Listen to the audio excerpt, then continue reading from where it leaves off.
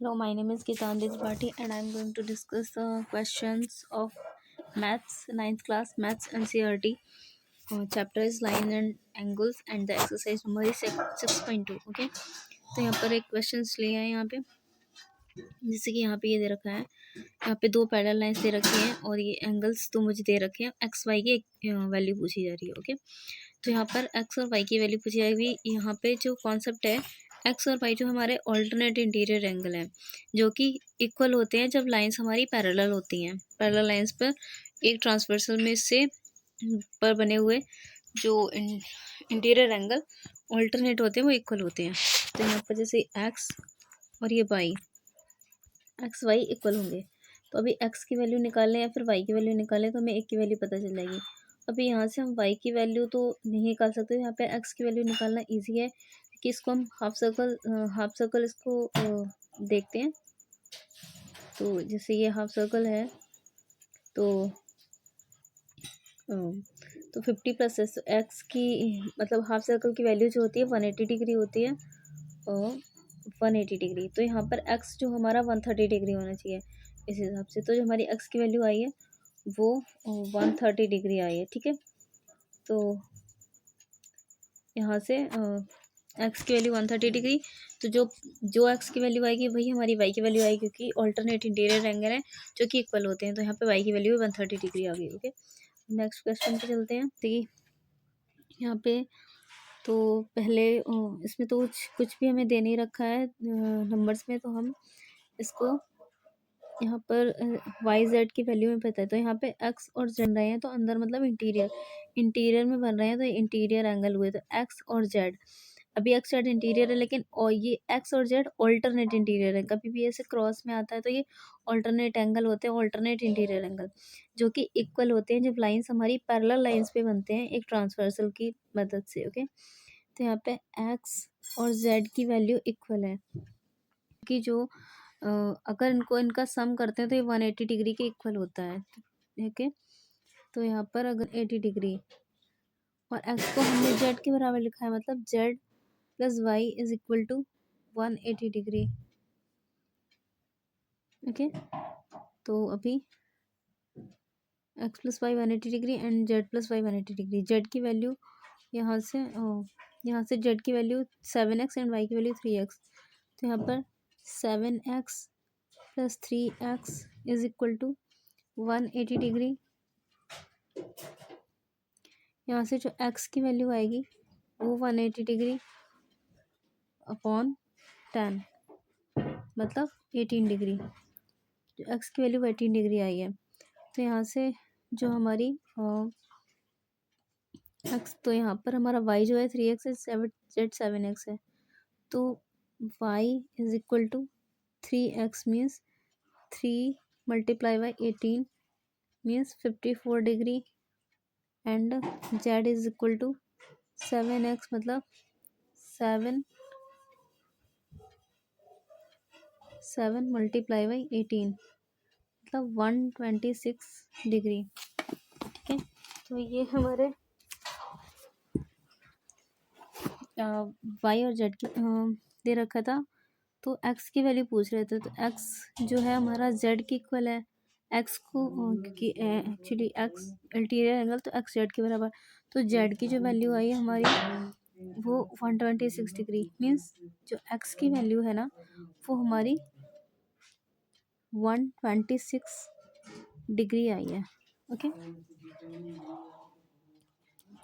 X की value 126 degree, तो हमारा आंसर हो गया 126 डिग्री।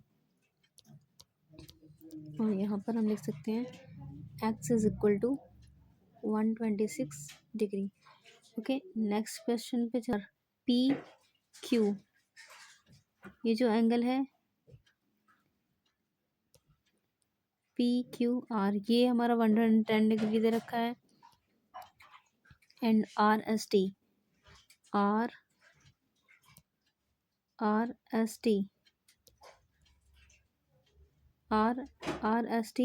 130 डिग्री। तो हमसे क्यू आर एस ये एंगल पूछा जा रहा है। ओके, तो यहाँ पे मुझे हिंट दे रखी है, draw line parallel to S T through point R, यहाँ से एक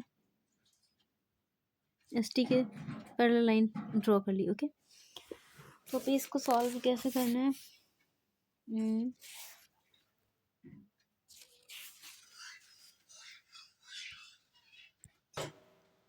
ओके, तो ये क्वेश्चन मुझे ये एंगल दे रखा है, ये दे रखा है, और ये एंगल निकालना है।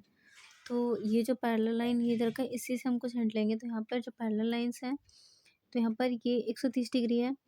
अगर ये हम दो लाइंस पैरेलल होती हैं, इसको और बढ़ा लेंगे, ये लाइंस पैरेलल है और ये लाइंस पैरेलल है, और इस पर एक ट्रांसवर्सल इसको बढ़ा दिया, तो ये कॉरेस्पॉन्ड सॉरी इंटीरियर एंगल है। ये दोनों इंटीरियर एंगल हैं, मतलब ये इसके अंदर बन रहे हैं।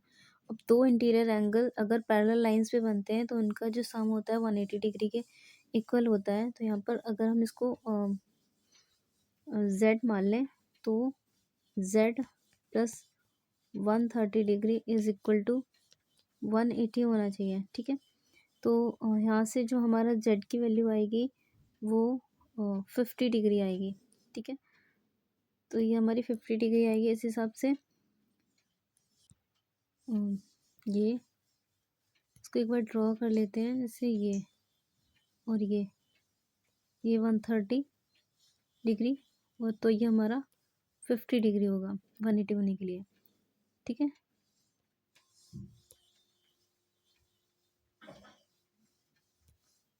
Fifty degree. सेम फॉर यार, ये जो लाइन है ना, इसके लिए ये वाले इस वाले के लिए बनाएंगे, एक डायग्राम ड्रॉ कर लेते हैं। तो यहाँ पर ये और ये ऐसे दे रखा है, तो ये 1 डिग्री और ये किसी लाइन गई है, तो ये भी इंटीरियर एंगल है, तो ये भी 180 बनाएंगे मिलके, तो ये 180 बनाएंगे मिलके, तो यहाँ पर इसको हमारा 180 बनाने के लिए इन दोनों का सम अगर 180 होगा, तो यहाँ पर ये वाला एंगल 70 डिग्री होना चाहिए। ठीक है, तो अभी मुझे ये दोनों एंगल मिल गए, ये वाला 70 डिग्री। ठीक है, तो भी दोनों मिल गए। हमने अभी हाफ सर्कल का कॉन्सेप्ट बताया था, ये मिलके हाफ सर्कल बनाएंगे, मतलब मुझे ये हाफ सर्कल मिला के 180 होता है, तो ये जो हमारा बीच का है 60 डिग्री होना चाहिए। और बस यही हमसे पूछा गया था, जस्ट यही हमसे पूछा था QRS, इस एंगल को, ये एंगल पूछा गया था QRS क्या होगा, तो QRS की वैल्यू आ जाएगी 60 डिग्री।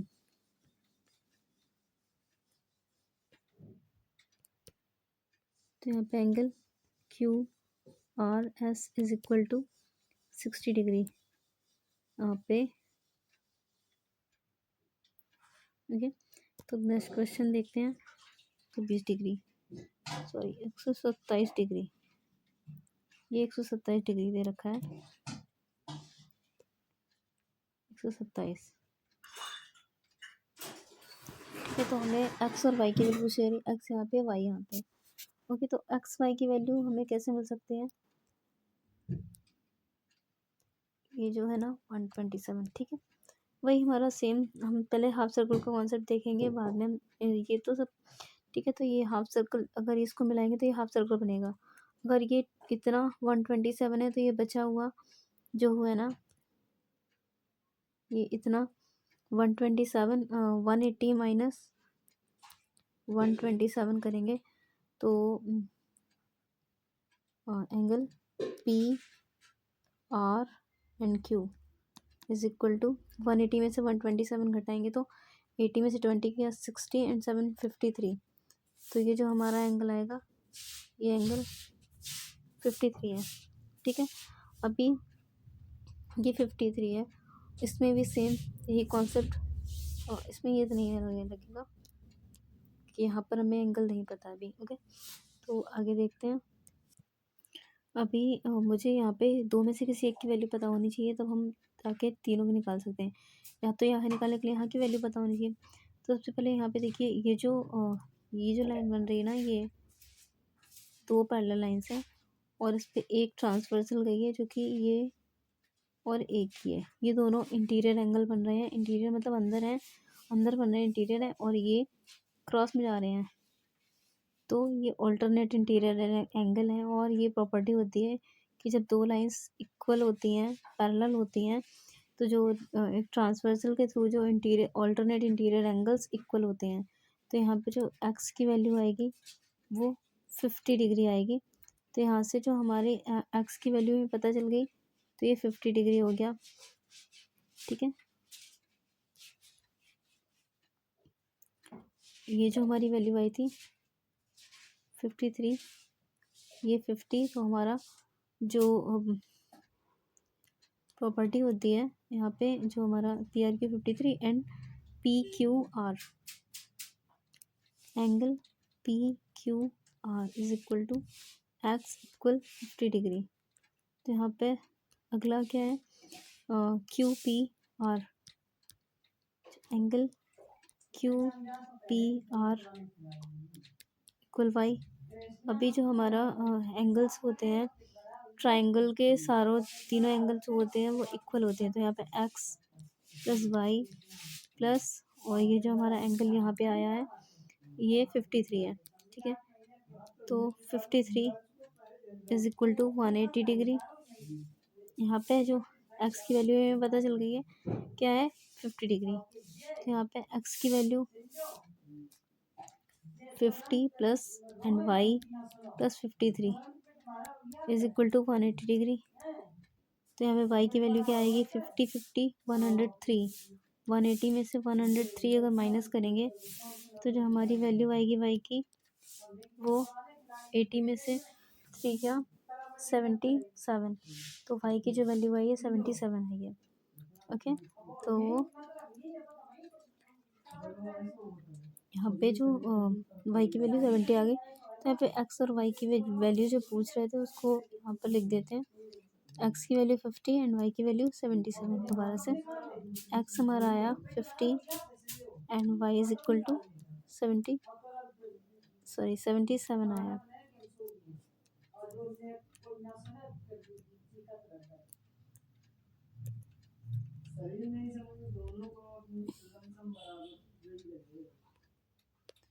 ओके, तो ये पूरा हमारा क्वेश्चन है। ये इसको एक दोबारा देख लेते हैं। यहाँ पे पी आर क्यू 53 डिग्री, यहाँ से पी आर क्यू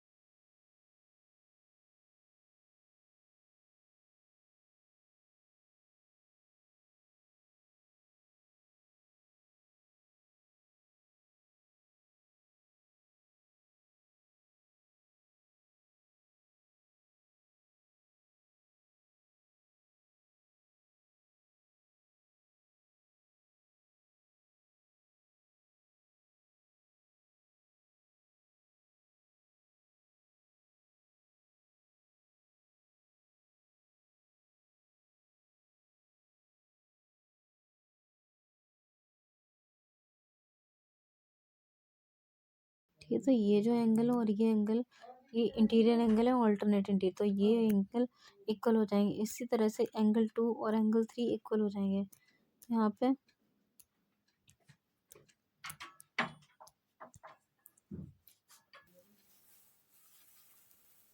इस हिसाब से जो हमारा क्योंकि एंगल 2 और एंगल 3 इक्वल है ना, यहाँ पे एंगल 2 तो ए बी सी, और एंगल 2 एंगल 3 के इक्वल है, और 1 और 2 के इक्वल है, तो इसलिए ये एंगल्स इक्वल होंगे और ये एंगल इक्वल होंगे। मतलब 1 और 2 इक्वल है, तो 1 को 1 इक्वल 2 है एंड 3 इक्वल 4 है, तो एंड 2 इक्वल 3 है, तो यहाँ पे एंगल 2 इक्वल 1 एंड 2 इक्वल 3। ठीक है। तो यहाँ पे सारे बराबर हो गए।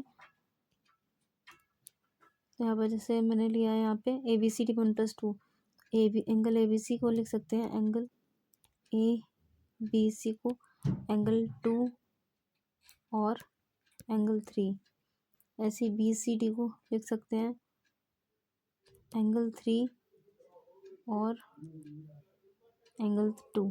ठीक है।